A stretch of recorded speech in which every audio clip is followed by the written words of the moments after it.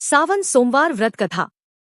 सोमवार का व्रत चैत्र, वैशाख, श्रावण, मार्गशीर्ष, कार्तिक मास में आरंभ किया जाता है। साधारणतः श्रावण मास में सोमवार व्रत आरंभ करना चाहिए। व्रत रखने वाले स्त्री पुरुष को चाहिए कि सोमवार को प्रातःकाल काले तिल का तेल लगाकर स्नान करे, विधिपूर्वक शिवजी का पूजन करे। मम क्षेमस्थैर्य विद्यारोग्यैश्वर्या वृद्धर्थ सोमव्रतम करिष्ये से संकल्प करके शिव पूजन करे। ओ तीन माँ नमो दश भुजाय त्रिनेत्राय पंचवदनाय शूलिने श्वेत वृषभारूढ़ाय सर्वोभरण भूषिताय उमदेहार्धस्थाय नमस्तते सर्वभूते से ध्यान करे, अथवा नमः शिवाय से शिवजी का, ओ तीन माँ नमः शिवाय से उमा पार्वती जी का षोडशोपचार पूजन करे। इन्हीं मंत्रों का शक्त्यानुसार जप और हवन करे।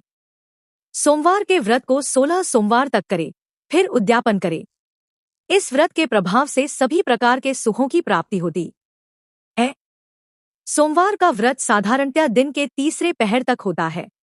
व्रत में फलाहार या पारायण का कोई खास नियम नहीं है, किंतु यह आवश्यक है कि केवल एक ही समय भोजन करना चाहिए। सोमवार के व्रत में भगवान शंकर तथा पार्वती जी का पूजन करना चाहिए। सोमवार के व्रत 3 प्रकार के हैं: साधारण प्रति सोमवार, सौम्य प्रदोष और 16 सोमवार।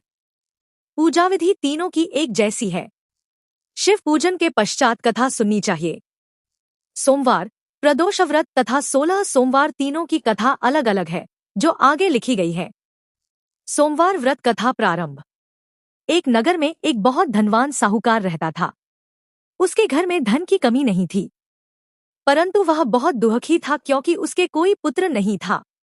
वह इसी चिंता में दिन रात दुखी रहता था। पुत्र की कामना के लिए वह प्रत्येक सोमवार शिवजी का व्रत और पूजन किया करता था तथा सायंकाल मंदिर जाकर शिवजी के सामने दीपक जलाया करता था। उसके इस भक्तिभाव को देखकर एक समय माता पार्वती ने शिवजी से कहा, महाराज, यह साहूकार आपका अनन्य भक्त है, सदैव आपका व्रत और पूजन बड़ी श्रद्धा से करता है। आपको इसकी मनोकामना पूर्ण करनी चाहिए। शिवजी ने कहा, हे पार्वती, यह संसार कर्मक्षेत्र है। किसान खेत में जैसा बीज बोता है वैसी ही फसल काटता है।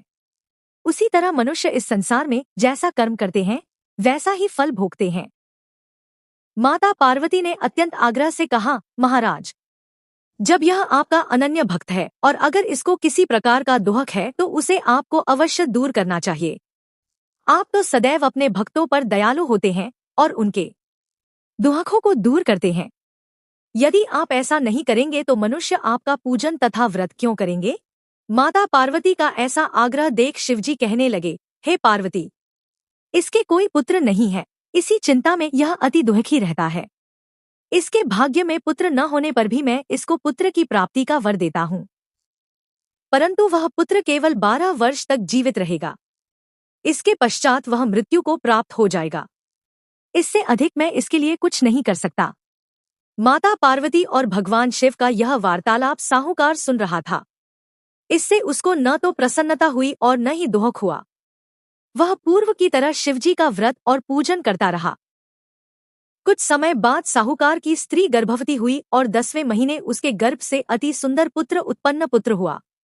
साहूकार के घर में बहुत खुशी मनाई गई, परंतु साहूकार तो यह जानता था कि उसकी केवल 12 वर्ष की आयु है, इसलिए उसने अधिक प्रसन्नता प्रकट नहीं की और न ही किसी को यह भेद ही बताया।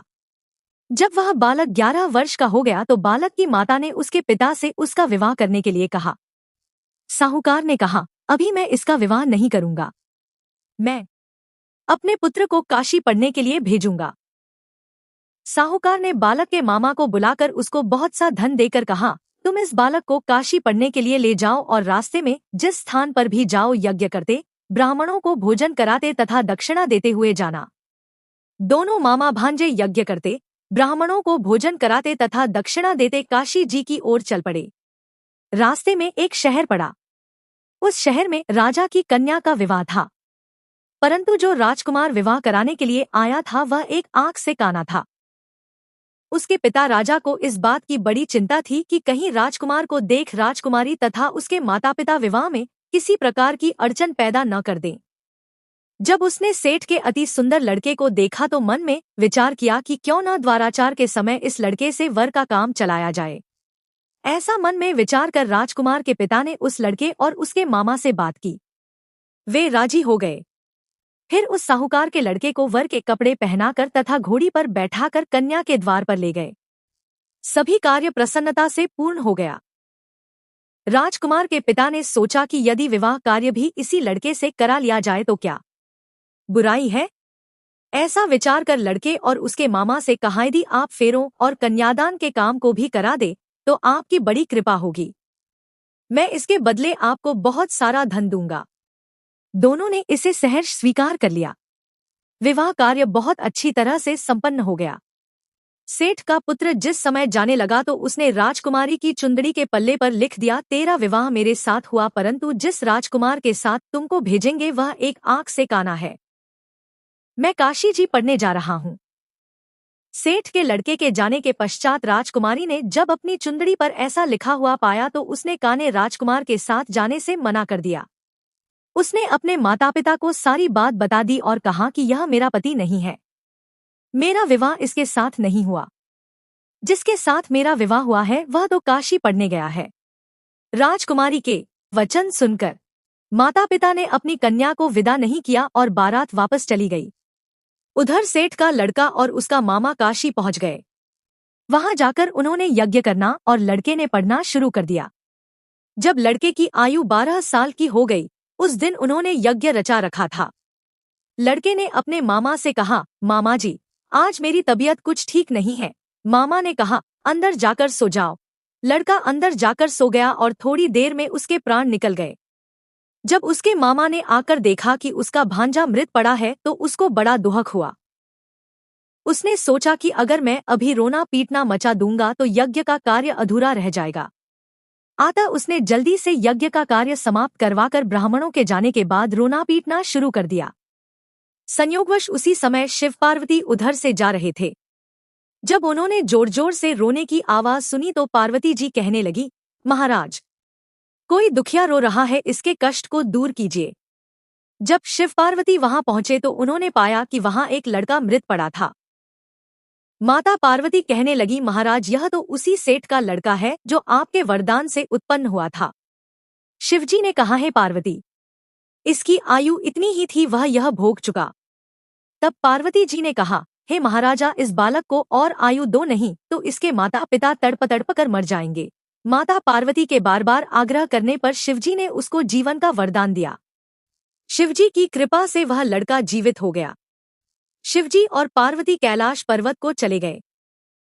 शिक्षा पूर्ण होने पर वह लड़का और उसका मामा उसी प्रकार यज्ञ करते, ब्राह्मणों को भोजन कराते तथा दक्षिणा देते अपने घर की ओर चल पड़े। रास्ते में उसी शहर में आए जहां उस लड़के का वहां की राजकुमारी से विवाह हुआ था। वहां आकर उन्होंने यज्ञ आरंभ कर दिया। उस लड़के के श्वसुर वहां के राजा ने उसको पहचान लिया और महल में ले जाकर उसकी बहुत आवभगत की। बहुत से दास दासियों सहित आदरपूर्वक अपनी राजकुमारी और जमाई को विदा किया। जब वे अपने शहर के निकट आए तो मामा ने कहा कि मैं पहले तुम्हारे घर जाकर तुम्हारे माता पिता को खबर कराता हूँ। जब उस लड़के का मामा घर पहुंचा तो उसने देखा कि लड़के के माता पिता घर की छत पर बैठे थे। उन्होंने यह प्रण कर रखा था कि यदि हमारा पुत्र सकुशल लौट आया तो हम राजी खुशी नीचे आ जाएंगे, नहीं तो छत से गिरकर अपने प्राण दे देंगे। उस लड़के के मामा ने आकर जब यह समाचार दिया कि आपका पुत्र आ गया है, तब उनको विश्वास नहीं आया। उसके मामा ने शपथपूर्वक कहा कि आपका पुत्र अपनी पत्नी तथा बहुत सारा धन साथ लेकर आया है, तो सेठ प्रसन्नता से भर उठा। सेठ सेठानी आनंदपूर्वक नीचे आए। बाहर आकर उन्होंने अपने पुत्र तथा उसकी पत्नी का भरपूर स्वागत किया। सभी प्रसन्नता के साथ रहने लगे। जो कोई सोमवार के व्रत को धारण करता है अथवा इस कथा को पढ़ता या सुनता है, उसके सब दुख दूर होकर उसकी समस्त मनोकामनाएं पूर्ण होती हैं तथा इस लोक में नाना प्रकार के सुख भोग कर अंत में सदाशिव के लोक को प्राप्त होता है।